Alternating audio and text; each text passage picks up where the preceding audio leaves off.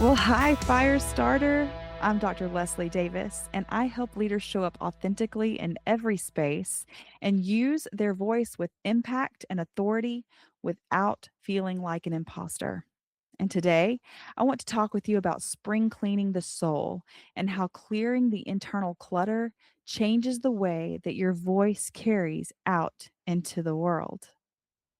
When we talk about spring cleaning, most of us immediately think about the visible things, the closets that have accumulated too much, the drawers that have become catch alls, the spaces that slowly filled without us even noticing.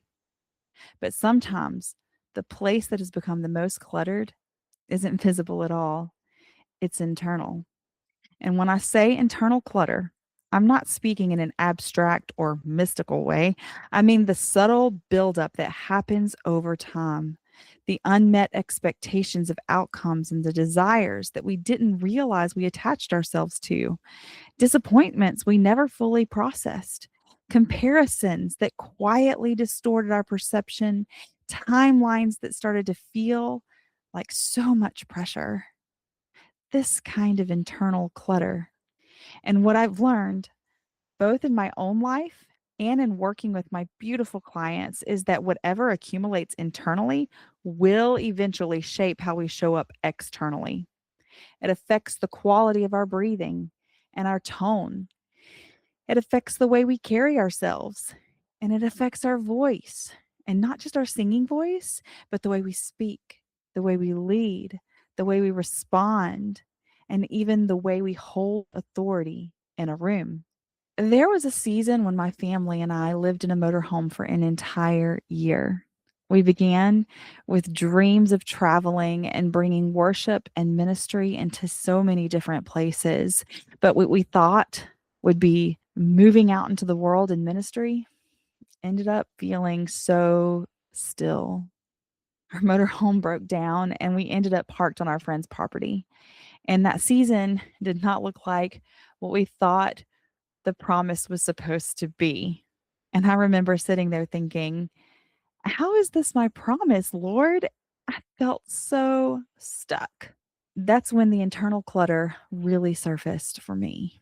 Because what I began to see was that my frustration wasn't only about the circumstances, it was about the expectations that I had attached to those circumstances.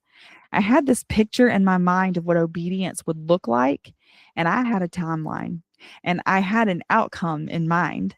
And I remember desperately asking the Lord, this doesn't look like what I thought you said it would look like. So when do we get to move into the promised land? And during that time, the Lord kept reminding me of the story of Moses, specifically the reality that Moses never entered the promised land. He led the people there and he saw it from a distance, but he didn't step into it. And I asked the Lord, why? Why bring someone that far only not to get to go in? And the Lord said, "Hmm, Moses did not need a promised land to know where he belonged. Entering the promised land with Israel was not Moses' purpose. He knew me, and I was his promised land. Moses already had what he was promised because he had the presence of God. The land was not the ultimate reward. God's presence was and is. And that understanding didn't immediately fix my circumstances, but it did begin to expose something inside of me. If God is the promise, then what had I attached my hope to? What outcome had I elevated to the level of being the promise I was searching for? And it was after that realization that the question came more personally. Am I enough for you? Am I enough for you right here in this motor home? Am I enough for you in the waiting? Am I enough for you wherever you are? And that question revealed some internal clutter I hadn't even realized was there. I had attached my sense of security to my desires, and I had attached my relief to a place. a future moment that had not yet arrived, and I didn't know if it would arrive.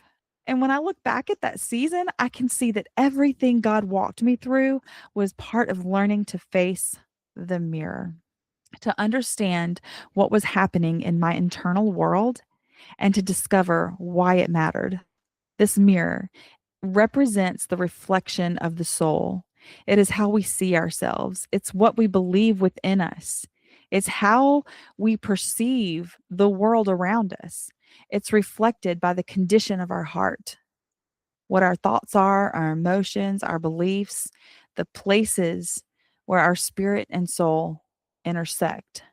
And I have come to understand that the mirror is fragmented by the pain of life experiences, each piece becoming a lens reflecting a perception or a belief or a state of ourselves and reveals some fragment of truth.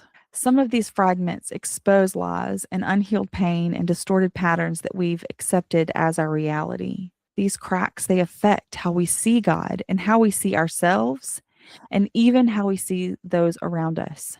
And healing happens when we learn to look at the mirror with Him and invite His truth into what we see so that we can gain His perception. Scripture says in 2 Corinthians 3:18, "But we all, with an unveiled face, beholding as in a mirror the glory of the Lord, are being transformed into the same image from glory to glory, just as by the Spirit of the Lord."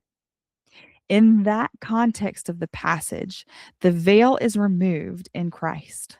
When we turn to the Lord, the veil is taken away, and Jesus, the one who removes the veil, allows us to see rightly because he lives within us. And when our attention becomes fixed on a circumstance or an outcome, comparing ourselves with somebody else, or even a fear that we might have, it can feel as though we're looking through that veil again.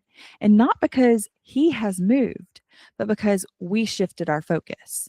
So when we turn back to him and we behold him as in a mirror, the Spirit restores our sight. And as we behold him, we are being healed and restored and transformed into his likeness from glory to glory to glory. And this is where the mirror becomes more than a metaphor. Our healing is not about erasing the fractures or pretending that the cracks were never there. It is a process. And as we behold him, we begin to gain his perspective into those places. And then we can start seeing our story through the nature of God instead of through the lies that our pain told us. And this is what transforms the mirror. Oh, this is when we get to clean the house. This is about our spiritual renewal and the restoring of our sight through His.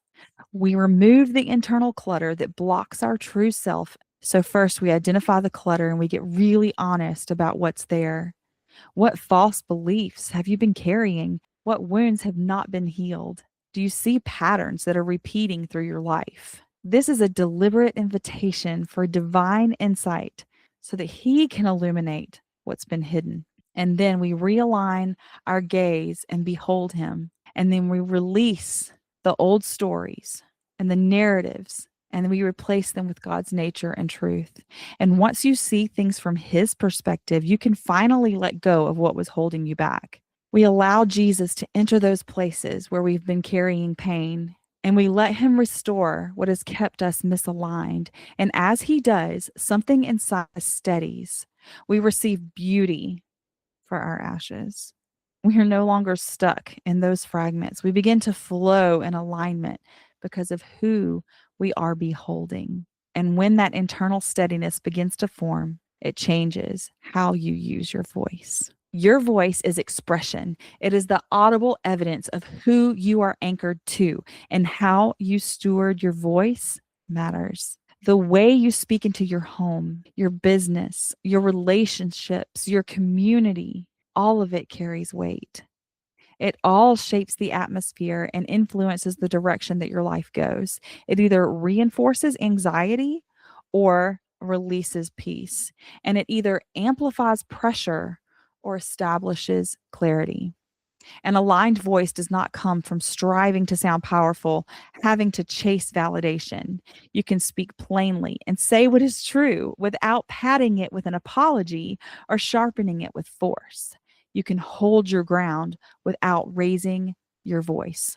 This is what alignment sounds like. Your voice becomes an extension of who you behold. Now, if this has stirred something in you and you can recognize that even one place where your internal mirror needs its perspective, I've created a simple tool to help you walk that out. It's a 3-step guide to finding your authentic voice in times of uncertainty. And it walks you through a process of bringing those places of pain and misalignment directly to Jesus so that you can release what's been weighing on your soul. And this is something that you can return to anytime something feels misaligned. You're also going to receive the 10-minute vocal reset system, which gives you a physical and practical way to settle your body and speak from a place of steadiness instead of pressure. Now, this entire conversation is the foundation of my upcoming book, Anchored in the Wilderness. In it, I go much deeper into the mirror, into the exchange of ashes for beauty, and into what it means to become anchored in Him when the landscape around you feels uncertain. And if you join my emails through the guide, you'll be the first to know when it releases, and you'll have the opportunity to grab a copy at just the cost of printing and shipping. So, as we wrap up, I want to leave you with this truth. Your voice matters. You are worthy because He made you worthy. Lead wild and lead free, fire starter. Go change the world.